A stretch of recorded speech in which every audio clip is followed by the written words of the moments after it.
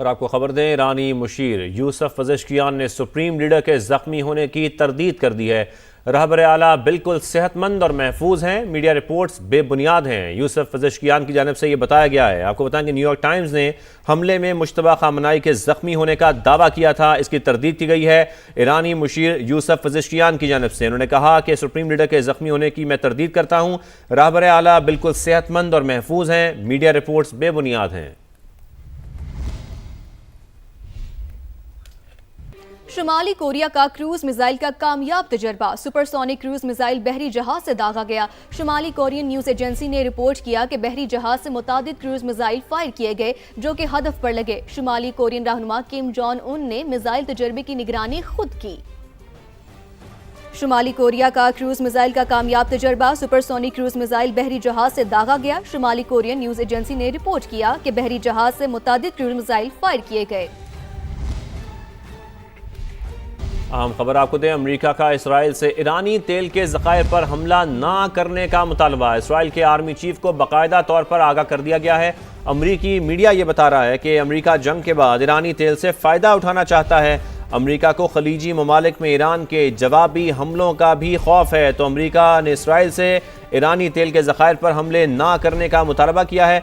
अमेरिकी मीडिया के मुताबिक इसराइल के आर्मी चीफ को बाकायदा तौर पर आगाह कर दिया गया है। अमेरिका जंग के बाद ईरानी तेल से फ़ायदा उठाना चाहता है। अमेरिका को खलीजी ममालिक में ईरान के जवाबी हमलों का भी खौफ है।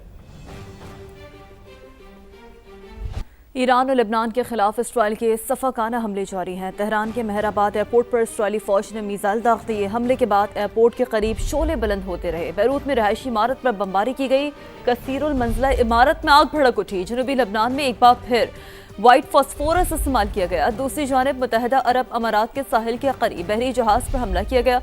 बरतानवी मैरीटाइम एजेंसी के मुताबिक वाक़या रास अल खैमा के करीब पेश आया, जहाँ एक कंटेनर शिप पर प्रोजेक्टाइल गिर गया। पासदारान इनकलाब ने कुवैत में अमरीकी बेस पर 2 मिसाइल और मुतादिद ड्रोन दाग दिए।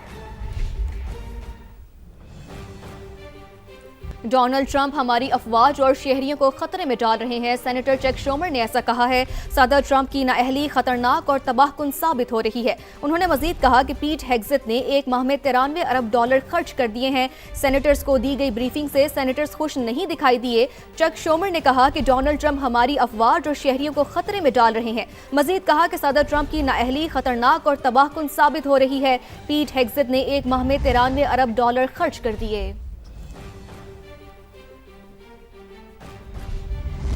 तो जनाब आगे बढ़ते हैं और बात हो रही है डिजिटल इंकलाब की। 5G स्पेक्ट्रम की नीलामी का पहला मरला मुकम्मल हो गया है। हम सब ने देखा बड़ी कामयाबी के साथ, और उम्मीद की जा रही है कि इसी साल ही इस्लामाबाद समेत 5 शहरों में 5G सर्विस शुरू हो जाएगी। श्री बिल्कुल, ये बहुत बड़ी कामयाबी है। इसी पर बात करने के लिए हमारे साथ मौजूद है वफाकी वज़ीर इंफॉर्मेशन टेक्नोलॉजी शिजा फातिमा साहिबा। शिजा साहिबा, बहुत शुक्रिया and congratulations on the successful माशाल्लाह जिस तरीके से हमने देखा पूरा इवेंट हुआ।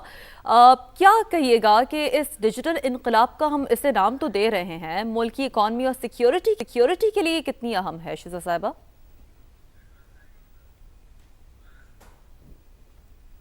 बिस्मिल्लाहिर्रहमानिर्रहीम, बहुत मेहरबानी। हमारे जो टारगेट्स हैं इकोनॉमिक ग्रोथ के और नेशनल सिक्योरिटी के, ये दोनों टारगेट्स के लिए बहुत इसेंशियल था कि ये स्पेक्ट्रम ऑक्शन बेहतरीन तरीके से और सक्सेसफुली होता।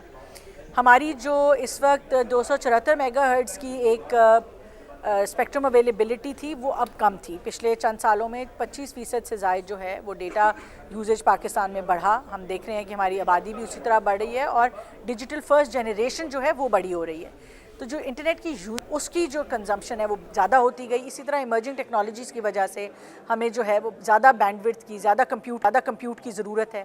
तो उन तमाम चीज़ों को मद्देनज़र रखते हुए मेरे ख्याल से कि ये जो ऑक्शन है ये हमारी नेशनल इकॉनमी और नेशनल सिक्योरिटी दोनों के अंदर अपना भरपूर किरदार अदा करेगी।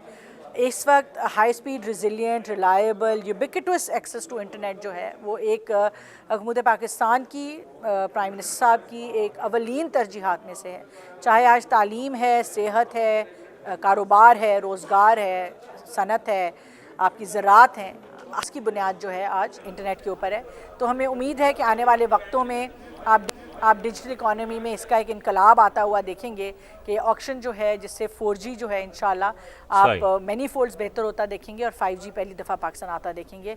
उससे ये शहज़ाद साहिबा, पाकिस्तान में इंटरनेट स्लो होने के बहुत ज़्यादा लोग शिकायत भी करते हैं और अब ये एक्सपेक्ट हम कर रहे हैं कि 5G के आने से इंटरनेट की जो रफ्तार है वो तेज़ हो जाएगी।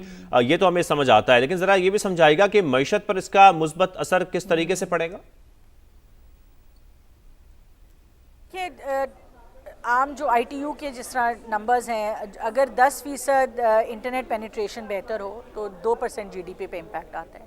इसी तरह हम देखते हैं कि अगर जो 1% अडॉप्शन है मज़ीद डिजिटल ट्रांसफॉर्मेशन अगर आप करें तो जो आपकी लेबर प्रोडक्टिविटी है वो 0.26% बढ़ जाती है। तो ये जो नंबर्स हैं इस वक्त हमारे लिए बड़े क्रिटिकल हैं। आप जानते हैं कि एक्सपोर्ट जो है और वो पाकिस्तान की अगेन जो मैक्रो इकोनॉमिक स्टेबिलिटी है उसके लिए बिल्कुल एक बैकबोन का किरदार है। तो इस वक्त आप देख रहे हैं कि हमारे टेक एक्सपोर्ट्स मुसलसल बढ़ रहे हैं, मगर ये इंटरनेट जो है आज ये टेक एक्सपोर्ट से बहुत बढ़कर है। जैसे आपने कहा, ये सिर्फ इंटरनेट की बात नहीं है कि आपके फ़ोन का इंटरनेट बेहतर हो जाएगा, ये पूरी की पूरी मईशत के लिए जो है ये उसका एक बुनियादी किरदार है। कोशिश ये है कि हर शख्स के वेरीफाइबल क्रेडेंशियल्स, आपकी डॉक्यूमेंटेशन, आपका शनाख्ती कार्ड, आपके एजुकेशन, हेल्थ के तमाम जितने रिकॉर्ड्स हैं वो वेरीफाइबल आइडेंटिटी के साथ अटैच होके आपके मोबाइल फ़ोन में आपको अवेलेबल हों। उससे क्या होगा, कल जब आप कारोबार रजिस्टर करेंगे तो आपको कारोबार आसानी से रजिस्टर होगा। हम वहाँ पे डेटा एक्सचेंज लेयर के तहत डेटा इंटरऑपरेबिलिटी क्रिएट कर रहे हैं। पूरी हुकूमत फेडरल गवर्नमेंट को हमने जो है किया है, उससे उसमें एफिशिएंसी और ट्रांसपेरेंसी आ रही है। तो इन तमाम चीज़ों की जो बुनियाद है वो इंटरनेट है, और access to high speed internet जो है वो आप इंशाल्लाह देखेंगे कि आने वाले वक्तों में हर शोबे में बेहतरी लाएगा, हमारी पर कैपिटा प्रोडक्टिविटी को बेहतर करेगा और उससे हमें पूरी दुनिया में जो हमारी इकोनॉमिक कम्पिटिटिवनेस है उसको बरकरार रखने में मदद करेगा। अच्छा शहज़ाद साहिबा, चूंकि आप ज़्यादा बेहतर जानती हैं पाकिस्तान में यूथ स्किल्स के बारे में, तो क्या आप समझती हैं कि हम ब्लॉकचेन और AI जैसी टेक्नोलॉजी की सनतों में तरक्की याफ्ता मुल्कों के शाना बशाना तो बहरहाल नहीं है, लेकिन कम अज़ कम उनके करीब आ सकेंगे? हमारी कोशिश कलेक्टिवली किस तरह से अपने आने वाली जो जनरेशन है उसको जॉब्स ऑफ द फ्यूचर के लिए इक्विप कर सकते हैं। और जॉब्स ऑफ द फ्यूचर जो हैं, चाहे आप डॉक्टर हैं, आप आर्किटेक्ट बन रहे हैं, आप इंजीनियर बन रहे हैं, आपको टेक्नोलॉजी की ज़रूरत पड़नी ही पड़नी है। और उसके लिए ये बहुत ज़्यादा ज़रूरी है कि इंटरनेट की अवेलेबिलिटी जो है उसको इंश्योर किया जाए। और उसके लिए जो आपने अब बात की, इमर्जिंग टेक्नोलॉजीज़ जैसे आ रही हैं, हर सतह पे हर चीज़ में आर्टिफिशियल इंटेलिजेंस यूज़ हो रही है, ब्लॉकचेन यूज़ हो रही है, ब्लॉकचेन प्रोसेसिंग की बात हो रही है। आपने देखा हमने डिजिटल एसेट्स की रेगुलेशंस लेके आए। इन तमाम चीज़ों के लिए हाई स्पीड इंटरनेट एक एसेंशियल उसकी जो है वो इंग्रेडिएंट है। आज जो है हमें बहुत सारी मुश्किलात का सामना है, मगर ये एक ऐसी रेवोल्यूशन है जहाँ पे हम डिजिटल एज से इंटेलिजेंट एज में दाखिल हो रहे हैं। आज हम सिर्फ डिजिटल ट्रांसफॉर्मेशन की बात नहीं कर रहे, आज हम उस पर आर्टिफिशियल इंटेलिजेंस डिप्लॉय करने की बात कर रहे हैं। इसके अंदर जो है ये इन ममालिक की फ़हरिस्त में शामिल होना जो इन टेक्नोलॉजीज़ के